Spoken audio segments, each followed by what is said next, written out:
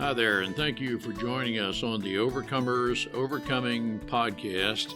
We feature those who are in the process of overcoming or have overcome any type of life encounter, life obstacle that at the time seemed to be almost insurmountable. With this podcast, we have three objectives in mind. Our first objective is we want you to know with a confident resolve you are not alone. We want to work with you. We want you to know there are others who are working with you, who want to help you through whatever you are encountering, and together we will get through whatever you're experiencing. Our second objective is there are multiple options for any life encounter you are facing. We want to help you develop a resolve that there are various options and solutions to any life dilemma. Our third objective is to help you with critical thinking skills. If you're encountering something that was possibly a decision you made sometime in the past, and if you had the opportunity for a life redo, you would make a different decision. We want to help you with those critical thinking skills that can help you make an informed decision and not encounter what you're going through at the moment. We are the Cooper Culture, a veteran-owned business. We work with business personnel and families to develop and sustain connected relationship cultures within their families and organizations. That type organization is one where people feel wanted, appreciated, and genuinely a part of that organization. I'm with my wife and business partner, Marty, who has helped me facilitate this podcast. Today we feature Dr. Jeffrey Knight, who discusses with us neurodiversity, a discipline he started after entering the chiropractic industry. He wanted to help those that were neurodiverse, are neurodiverse, and help understand exactly what it is they are going through, what the conditions are, and is it something permanent or is it something people who are neurodiverse can overcome. It is very interesting insight that what he has. One of the common themes we are learning through our research and talking with others is nutrition is one aspect, but not the only aspect. But Marty, what are some takeaways we gained from Dr. Jeff Knight? Dr. Knight, in his write-up, and one of the reasons, the many reasons I requested that he become a guest on our podcast, is that he was following what he thought he wanted to do, his career. And God kept speaking to him, no, I want you to go in a different route. And finally he did. And so his vision became a goal to help children with autism become the happiest, healthiest version of themselves and to help them be able to live independent, happy lives and contribute to society in a positive way. Because these children have a lot to offer. And even though they think different, they think, and they even help us that I don't think I have it, I might, but can help us think through things that we wouldn't think that way. His research applies not only to children, but adults with neurodiverse conditions, symptoms. Let's listen and learn together. Dr. Jeff, it is great to have you with us. As I have learned to know you and I've read about you, you are very knowledgeable of, and you've done a lot of study on neurodiversity. For any of our listeners who are unfamiliar with that term, it's, from our perspective, it's, some people know it frequently as autism, ADHD, obsessive compulsive disorder, those type things. It is my understanding, and certainly I hope you'll correct me during this recording if my thinking is wrong, but it is my understanding that autism and any neurodiversity is genetic. That is, you're born that way. You'll always be categorized as or described as, or your brain will always be assessed as neurodiverse. It doesn't mean you're not employable, doesn't mean you don't have intellectual talents, doesn't, in my opinion, doesn't mean you're disabled at all. It's just the way your brain is wired. But With that as an understanding, or at least my interpretation, Dr. Jeff, we are very interested in your understanding, your research, and how we can work with those who are neurodiverse. Dr. Jeff, it's great to have you with us. Thanks for having me on today. Yeah, thank you for having me, and I appreciate that introduction. And I'll share that same mindset that I had once upon a time as well. That I believe that neurodiversity was, I guess you could say, a lifelong diagnosis. That it was something that was going to be that way forever. And actually, it was. I had this huge moment when I was actually in chiropractic school. So I'm a doctor of chiropractic.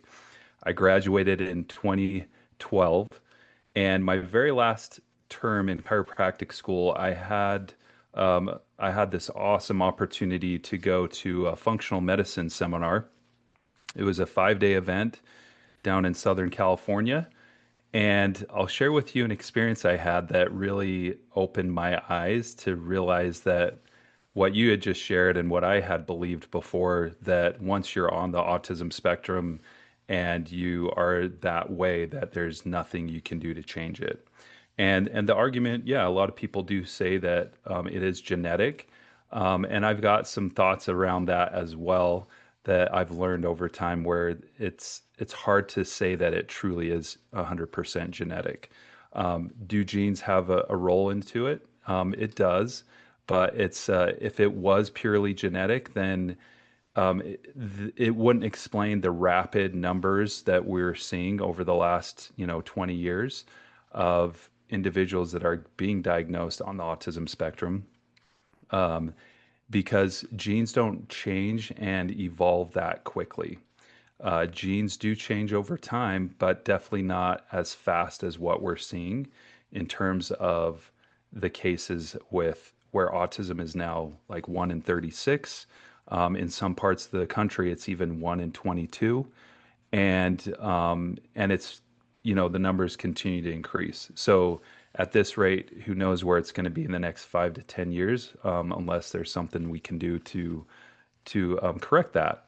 So, but let me go back to that story of where when I was in school, and what it was. So I was sitting in this conference, and in my very last term of chiropractic school, I went to this functional medicine seminar. There were incredible speakers and all week, but there was one in particular that really caught my eye. And in fact, there's a few things I took from that whole 5-day experience, and this was the one that was the most impactful. And at the time, I didn't realize it, but this was something that changed the trajectory of my career. And I'll explain more about why. So, one of the doctors, he got up and he was sharing a story about a 3-year-old child that was on the autism spectrum. This child had come to his office with his mother, and the child that was all over the place. The doctor actually captured all this on video. He couldn't sit still. He was nonverbal. He was all over the place. He couldn't look you in the eye. He never really showed any kind of affection to his family.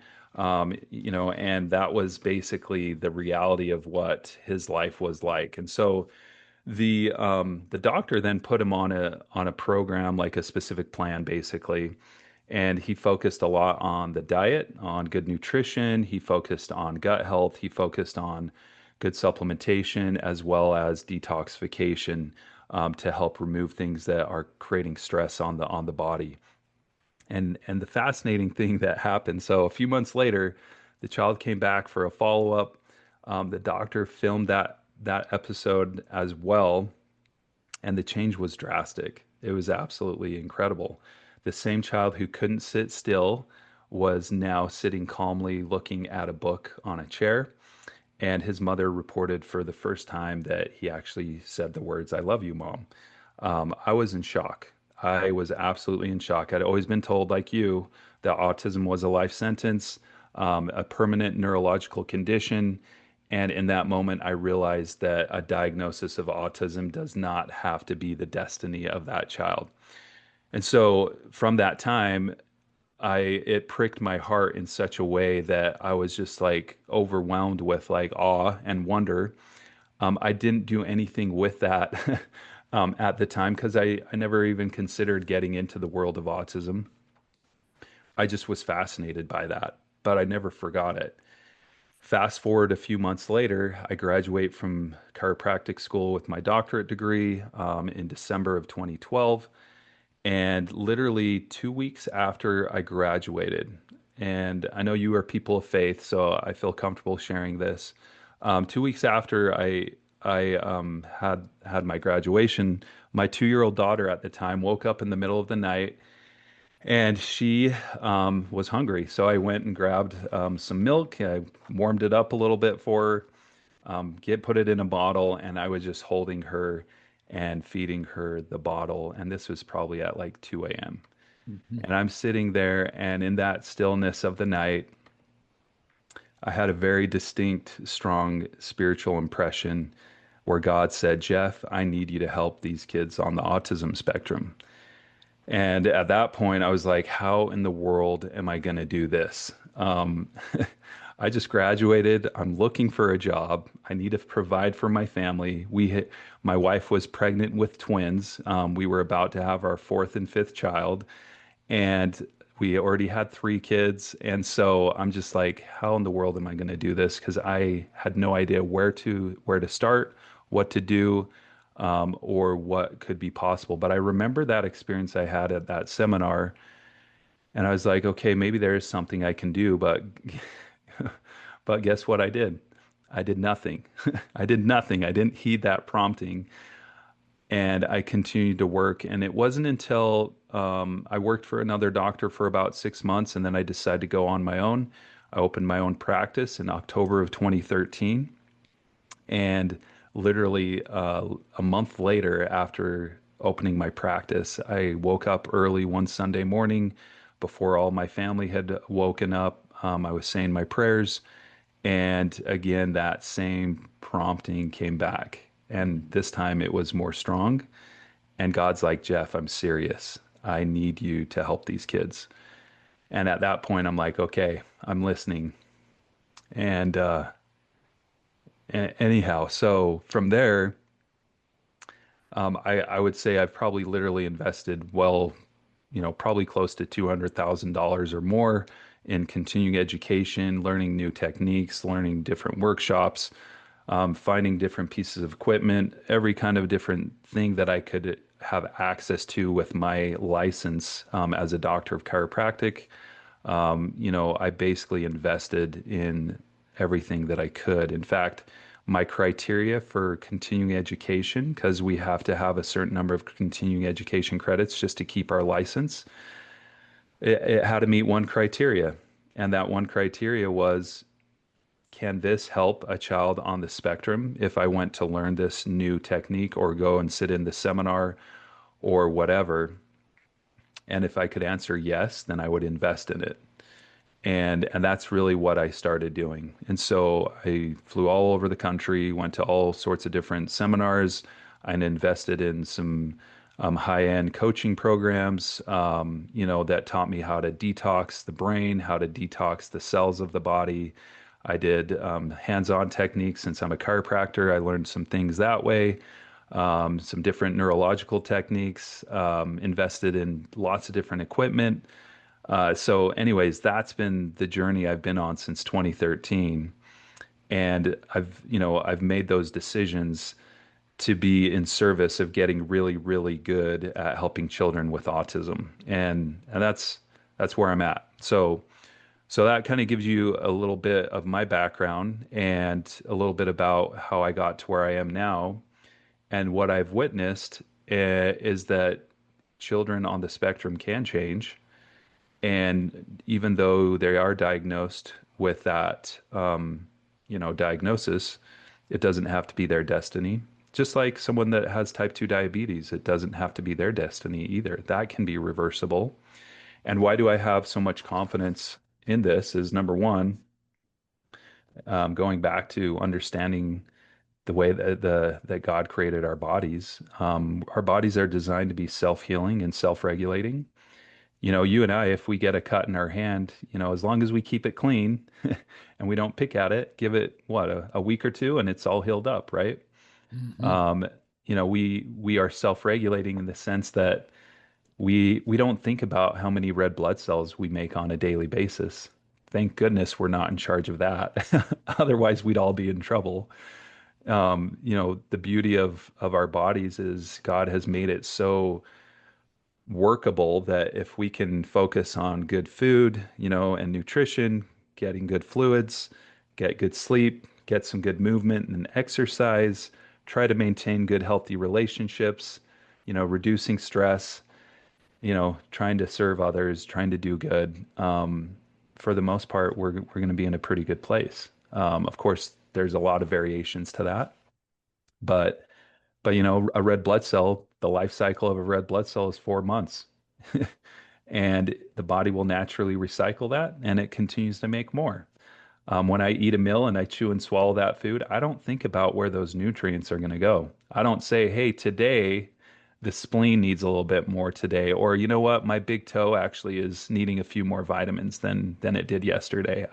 I have no idea how it does it other than I just know that's how the body works, right? I mean, and probably the most beautiful example of the divinity in our lives as humans is the sperm and the egg coming together and creating a beautiful child, right? 9 months later. And that has a spirit and that the body is thriving and of course it's an imperfect world. We do have things that we deal with, and that's part of our opportunity to learn and grow. And part of the way that God refines us, right? So there's a few thoughts. I don't know where you want to go with it from there. I am in the moment with you, and I appreciate everything you just said. I am totally intrigued with the likelihood, I think, is how I'm processing what you just said, that even though now a person is diagnosed neurodiverse, the next thing that needs to be done, how I'm processing what you're saying, and please correct me, is we need to determine what their biological makeup is so that we can put them on a nutritional regimen that feeds the body that over time can correct the situation that's causing whatever the current diagnosis has brought about. If I have explained myself well enough that you could comment on what I just said, am I thinking correctly? Yeah, I would say that there's definitely a lot of truth to that. Now, going back to the whole genetic concept is maybe you've heard this term before, but I like it a lot. I can't remember who shared it with me first, so I can't give the proper credit where it's due. But I heard someone once say our genes load the gun, and then our environment is what pulls the trigger. Hmm.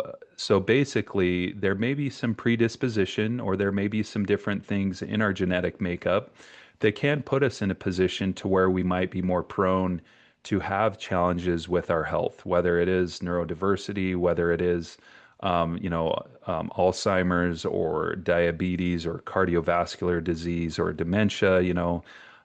There's definitely those things that definitely can potentially mean we're maybe working behind the eight ball, so to speak. However, it doesn't have to be our destiny, right? So I know several families that have maybe multiple family members that all have diabetes or some kind of disease like that. But then there might be one or two, and it's like, well, they have the same genetic makeup. What are they doing different to help prevent them from having that chronic illness? So I would definitely say, if you have an understanding of your genetic makeup, that definitely can help. Is it absolutely necessary to have that? I wouldn't say it is necessary, but it's definitely helpful. I would say there's a lot we can learn from different labs that we can draw. So whether it's a blood test or some urine tests that can give us some insight, but then understanding too just the world that we live in now compared to where it was even 40, 50 years ago. The world has become more toxic. We definitely there's so many different products that are sold in our stores where a small fraction of them have actually been fully studied to the full degree that they should to know how safe they really are in terms of like household cleaning, things or other products that are sold. So we get exposed to a lot of things that thanks to the world that we live in, we have a lot of, convenient things that make life a lot easier, but there has been a price that is paid with that. And sometimes it can create added stress or challenges for our healthcare. Um, and so I think if we are diligent in recognizing how to use good tools to give our body the tools it needs, it's amazing how we can literally just step back and in a sense say, okay, body, show me what you got. But there are going to be some situations that are a little bit more tricky, right? And there are some times where the journey might not be the sprint or even the half marathon, but it's maybe more of that ultra marathon that we got to run. And to some degree, there's going to be so many other factors that potentially could be contributing to why someone's just not getting well. I'll share an interesting experience that I had with one patient, and this isn't a patient on the spectrum, so this is more to teach a principle more than anything. And this was an individual. She had chronic thyroid issues, and she was actually planning on getting radioactive iodine to basically zap her thyroid and kill her thyroid cells. And she had come to me knowing that I had a more holistic mindset and I was kind of more open to looking at everything and anything that potentially could be going on. And so there's a lot of unique ways that we evaluate people in our office, and a lot of ways we can kind of determine if there's something that's off. And thanks to, again, all the training that I've received over the years, there's things that I got exposed to that I was like, wow, I never would have even thought to consider going down that path. And one of those situations was basically this woman. I asked her about her dental history. Again, a chiropractor asking about dental history, that doesn't seem like it makes sense. But things that I had learned, there's some powerful connections with our teeth and the jaw that where our teeth are being held, that can have some connections with chronic illness. And so, because we had been checking off all sorts of boxes at this point in our journey with her, I was expecting to see some kind of changes because we had talked about diet, we had talked about nutrition, we had done some detoxing, we had done some other things. And I'm just like, what are we missing? And then I was like, oh yeah, I remember learning about this in one of the workshops or the seminars, conferences that I went to, is that if someone had a history of wisdom teeth removal or a root canal, that there could be an underlying hidden infection in the jaw that could be festering and preventing the body to heal the way that it needs to heal. And so I said, hey, there's a type of x-ray that you can get. It's called a cone beam x-ray. And if you do that, then let me have introduce you to a dentist that actually knows how to read it the right way. And it's kind of like a CT scan almost, but it's a little different. It's a three-dimensional x-ray of the jaw. And if you see what's called a cavitation, so a cavity is decay of the tooth, a cavitation is decay of the jaw. And if there's a cavitation in the jaw where there's basically like a crevice there, that's like the prime location for certain infections to dwell because it's dark, it's moist, and it's hard for the immune system to get to it. So there's people that have found like Lyme's disease in these areas, or parasites, or bacterial or other kind of infections that just fester. And it's basically like this fire is burning nonstop inside this body, and the body can't self-regulate the way it needs to unless we address the fire, right? So I recommended her to do that. She went and did the x-ray. They did find cavitations. She found a dentist that knew how to correct that because not every dentist knows how to take care of those things. And she got the procedure done. And what's fascinating is her thyroid completely normalized after all that.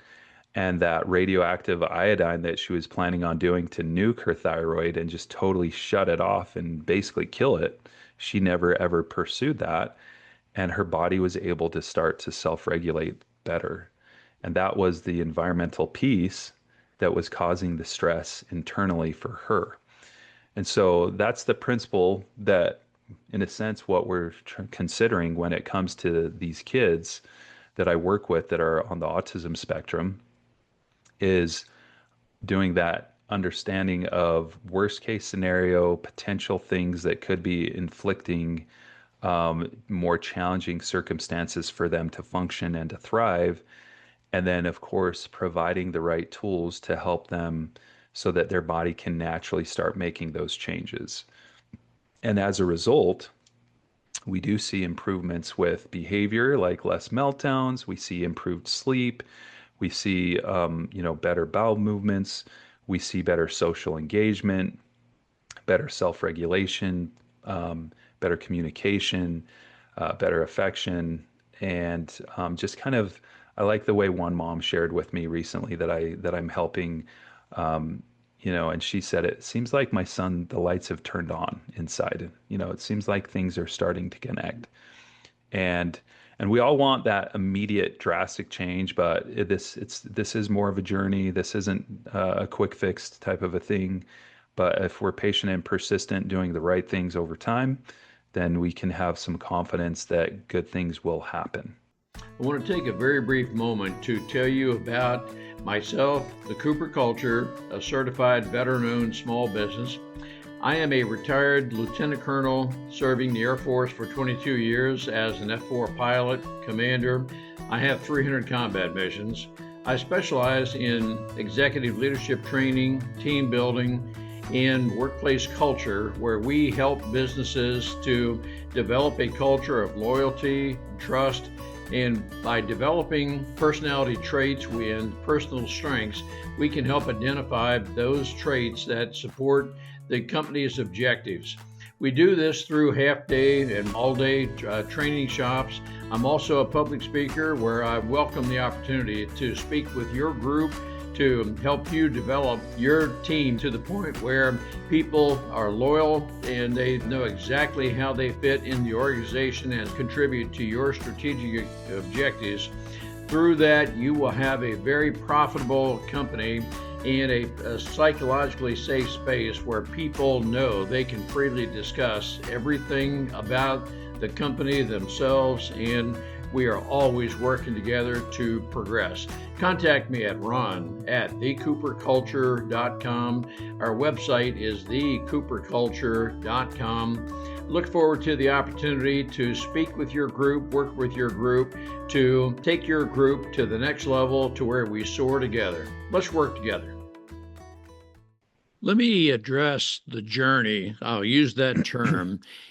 For the person who is on the spectrum, is there a thorough diagnostic blood test that can tell a person right away, hey, you're going to need to correct your blood to do this, that, and the other thing? Or is a lot of what we're into right now trial and error?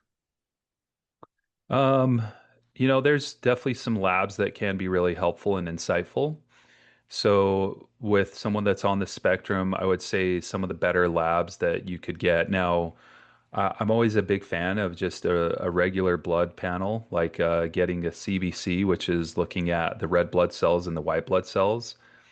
That is the most basic blood test of all, but I can get a lot of really good information just from that test alone, and it's super inexpensive.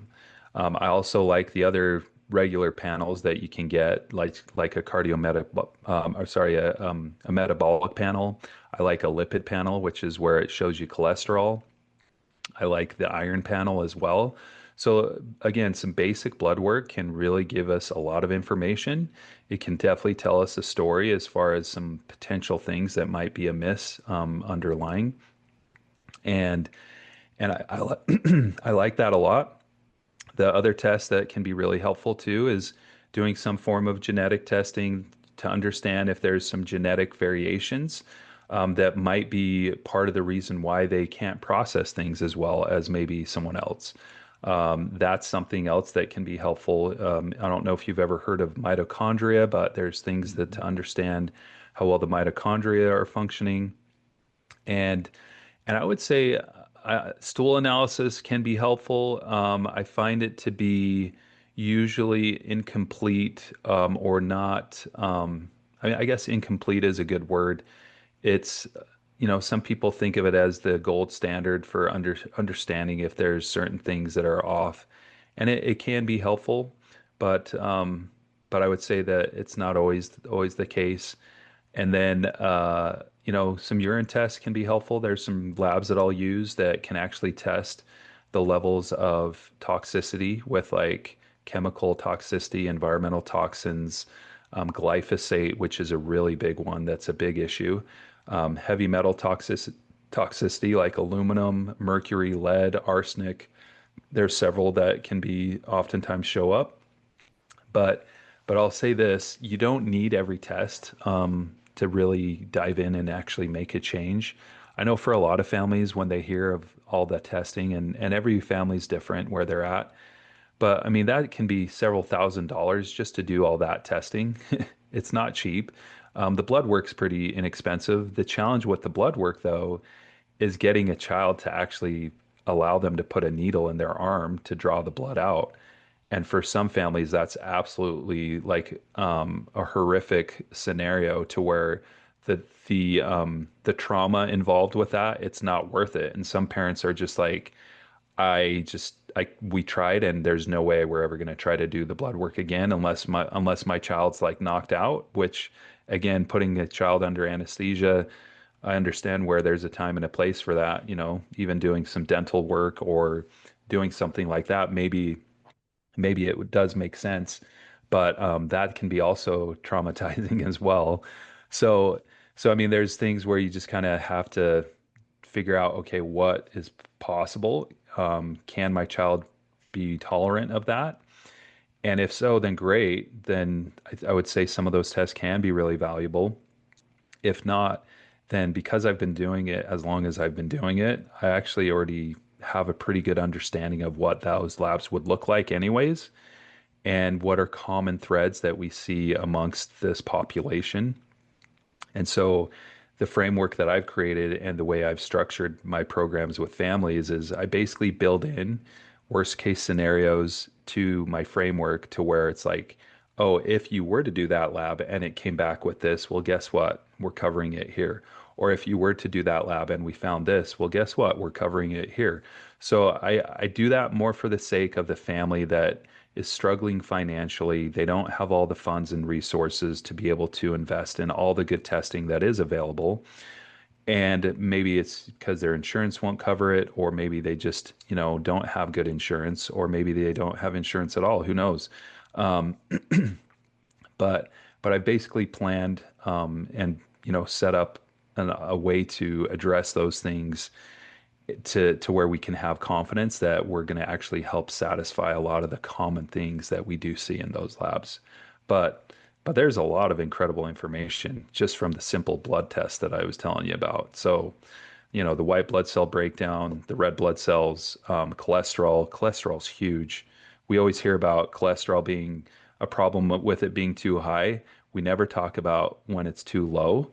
And guess what? When cholesterol is too low, there's actually I have more concerns when it's too low than when it's too high, specifically for the brain and for the nerves, and how the nerves actually transmit signaling.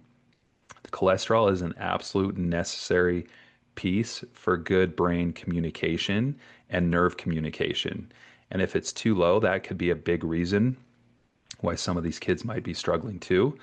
Also, cholesterol is critical for good hormone function, and our body makes cholesterol. Our liver actually makes cholesterol. So the way that the world of medicine has made cholesterol to seem like such a bad guy is absolutely shocking to me, because it's such a critical piece for good, healthy function in our brain, our hormones, and just our overall cellular health too. I'll ask you about the routine blood test, using that as a starting point.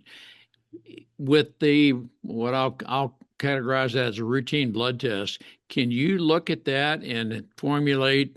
I'm going to pick a number, maybe a 75% or so probability that, yep, got a good basis of understanding what your spectrum, your child on the spectrum, where they are, and then with that, I'm just picking a number, 75% probability.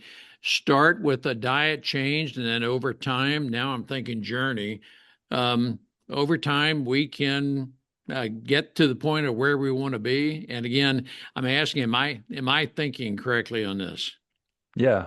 No, I like where you're going with this. As far as like getting a good percentage in terms of like where they're at, again, it's so hard to quantify someone on the spectrum. You know, they call it the spectrum for a reason. I mean, I've worked with kids that, if you interacted with them, you would never know they were on the spectrum Hmm. until maybe 20 or 30 minutes into talking to them. Then you're like, okay, I can see it. And then I've had kids that are in wheelchairs and diapers, that are nonverbal and they, can't really function for themselves. They can't be very independent. And that's usually more than just autism with those kids. There's usually some other genetic variations that are happening. But but I mean the spectrum is vast, right? It's vast. And so it's hard to be able to determine based off of blood work, oh, this person is X percent. I wouldn't be able to do that, but I could look at the blood work and I could determine if there is potentially like underlying infections or underlying things that are stressing the body, or if there is some genetic patterns that might be showing up through the blood work that could be giving us some indication as far as ways to support them and how they might need more of certain vitamins than other kids might. So that's definitely more an opportunity to get an idea of like where their body currently is at and how we could potentially influence it for the better with certain tools, certain things that we might consider as far as nutrition goes, and other supports that we could offer. And yeah, in that context, forget the number 75 in this. I was that's just my thinking. But with the blood test, you can say, "Yep, that's here would be a good start." And you can adjust nutrition and so forth, and then maybe every 6 months another blood test to Sure. see if we're improving, kind of thing. Is that the iterative journey that people would need to be on?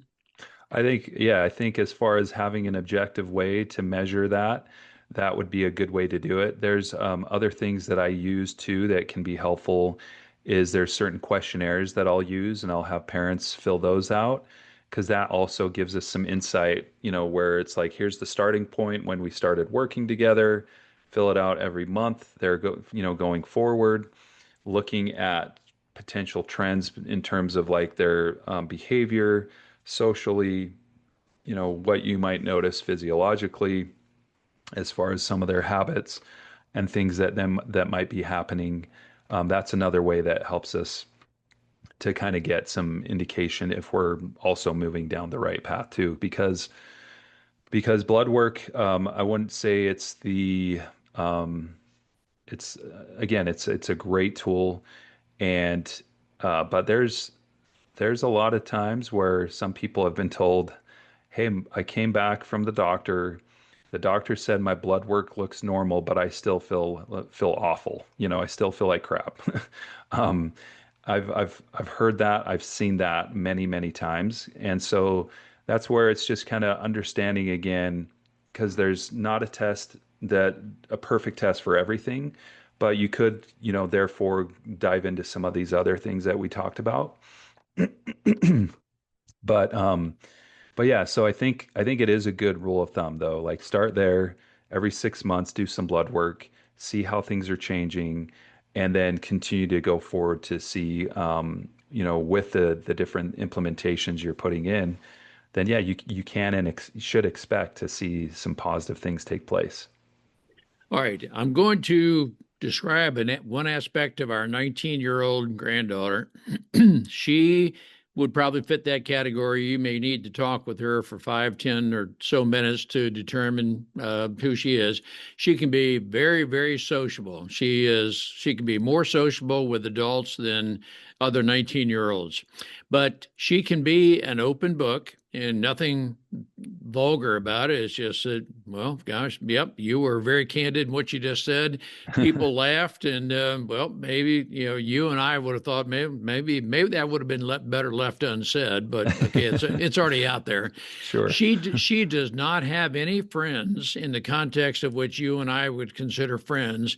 Therefore, she enjoys when she comes here. We are a point of relaxation. She can go into her bedroom and spend hours on an iPad, and very typical, I'm assuming. But yet, one of the things that we are on the lookout for, she can be overstimulated. And that's a very nebulous term to me. I understand generally what overstimulated means, but what if you were to continue doing what you're doing would cause you to be overstimulated? That's what I'm trying to learn. Marty and I both are trying to learn right now. We don't want you to continue on whatever you're doing, such that you're overstimulated, you're tired, and you're almost non-functional for X number of hours the next day. I don't know that I'm making sense with you, doctor, but those are some of the things that we are trying to work toward. Yeah, no, that all makes sense. Yeah. Did you have a question with that? The question is, can we determine with a person on the spectrum what to do, not to do to help them avoid being overstimulated? And again, by my definition, overstimulation, at least in our case, can result in a person being just overworked. It seems overexcited, such that they're not getting the rest they need, and it may carry into the next day that they are not as functional the next day as they could have otherwise been. Okay. Yeah, But so I want to ask please. what um what identifies, what could we see that's overstimulating? What is she doing that shows she's overstimulated? Usually, a lot of times, things that can be overstimulating might be, if you've ever heard of the term stimming. So there's certain things that might excite their nervous system to a point where you see like sometimes the hand flapping or the repetitive like behaviors, or maybe it's like certain pacing, or maybe it's like tapping, or so it's like usually things that their body is just feeling so much overstimulation that they have to express it in a physical way. And it usually comes in the form of like you'll see a hand flap, you'll sometimes see them even like tapping themselves. Sometimes they might even kind of do things with their hands and their eyes.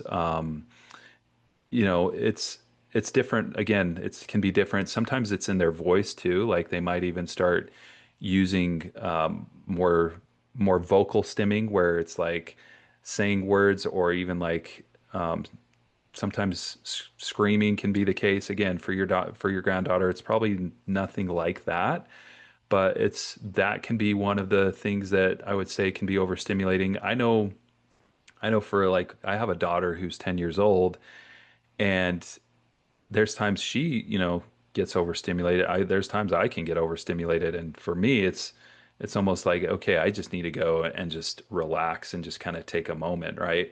I remember my daughter after a dance recital, she had all her family around her, just like showing a lot of like, love and appreciation. But then there was a lot of other people. It was very chaotic, a lot of noise, and she just got like this moment where she was like very overstimulated, and we're just like, what's wrong? And she just like, there was just a lot of people, and it just kind of triggered me. So there's times where, it could be something like that, and just needing to go sit down, read a book, watch a show, maybe go for a walk. Those are things that potentially could be helpful too. But yeah, it's hard to say. It's very different for everyone.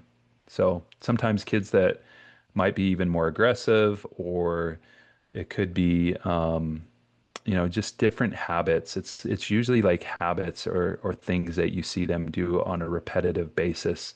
Then you can sense like, okay, they seem like they're being overstimulated. But She works at a cafe and only part time, and she's uh, the one that makes the drinks, and she loves it, loves doing that. And so she had extra hours, and Joanne, our daughter, she's a pediatric nurse practitioner, said, we have to be careful for how many hours she works because she'll become overstimulated.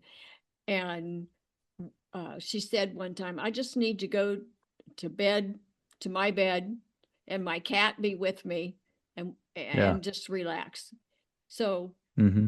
that was her overstimulation, I guess. Well, and that's a good strategy to cope with it. I mean, just if it's like go to bed a little early and have your pet with you, I mean that's great. So, but yeah, it's going to be a little different for everyone, and hard to always determine what that's going to look like. So, And I'll tell you another time we had friends over and they have 8 kids. And so she met them. They were in the pool and it just goes, she goes, this is too much. This is too much. So she went to her room, her yes. bedroom. Yep. Yeah, another young man that I have taken care of over the years, and when his nieces and nephews come over, you can see him he's quick to go to his room and just kind of stay put. He says the loud noises from his nephews and nieces is too much for him. So he finds that to be stressful. Mhm.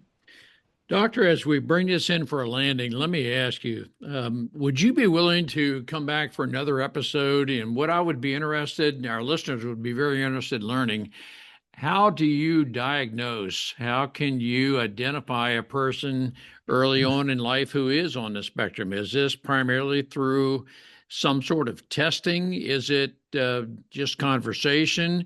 All the above, but then more so, okay, now that we know, um, okay, where do I go from here? Because there are a lot of people who are just lost. And I know there's some parents, grandparents, caregivers who feel that, all right, yeah, my child is a little bit different. Other people see it, and now they separate from me socially. And so Hmm. there's that kind of thing that happens to some people. But I think it'd be interesting if you would consider coming back with us another time to talk about some of those aspects of how do we work with those who are neurodiverse once they've been let's say, officially diagnosed as such. Sure. So, yeah, as far as joining you again, it'd be an honor. As far as the diagnostic side of things, that's not my expertise. So there's definitely a lot of different ways that people can officially diagnose that. And there's some different centers that are around close to where I live. So I'm just north of Salt Lake City in Utah. And, there's families that have reached out to me and asked if there's a way I can do that. And I tell them that's not my expertise to do the diagnostic side. I'm more help once they've got the diagnosis, or if there's an assumption that their child's on the spectrum, then I'm still willing to work with those families. And so that part I wouldn't be a great resource in communicating all the criteria that basically considers the diagnostic criteria. However, we could talk about, the common things that we do see in individuals that might be diagnosed on the spectrum, and some of the common patterns or things like that. As far as like how to best navigate, there's a lot of different strategies. There's we've all heard the saying, it takes a village to raise a child. And I would say it takes a village of healthcare practitioners and therapists to help a child on the autism spectrum. And so, like, my piece that I focus on is more on the cellular healing and the detoxification and supporting the organs and glands internally with good nutrition and supplementation and detoxification. Whereas there's other great therapists that can contribute in a really beautiful way. such as speech therapy or occupational therapy. Some families have had a lot of success with ABA therapy. And so, and it's interesting, there's so many different opinions on all those things. I would say primarily ABA. There's some parents that are very, very happy and for it. And then I know several parents that are just like, I have no desire to do anything with ABA therapy. I don't like the way it's structured. So again, these are just resources, of course, and things that people have used that have been helpful. And then there's even some other resources that I would say you could call them like biohacking tools that have been helpful as well.